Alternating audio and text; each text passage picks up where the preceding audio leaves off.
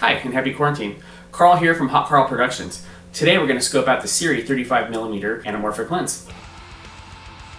I snagged this lens from Siri's Indiegogo campaign for under $700, which, if you know anything about anamorphic lenses, is pretty incredible. Most entry-level options before were about $3,000.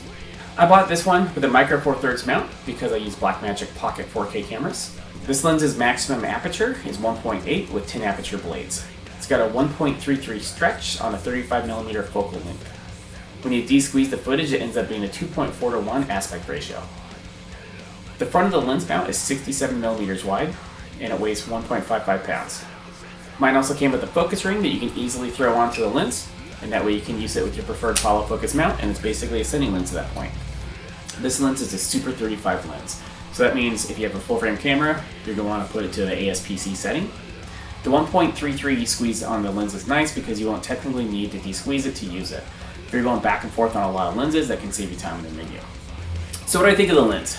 I think this lens is beautiful, but it's got a little bit of a downside. I noticed that flaring in situations that the 50mm lens wouldn't have flared on. The 35 is flared on candles and even moonlight. So even with the flaring, this thing is still the best lens that you can get.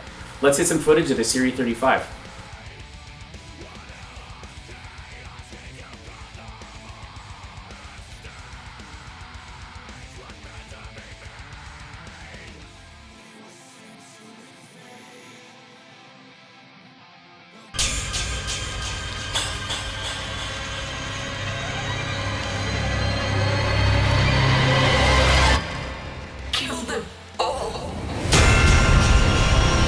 Compared to the Sirui 50mm lens, this lens is tinted a little bit more warm. You have more orange hues in it.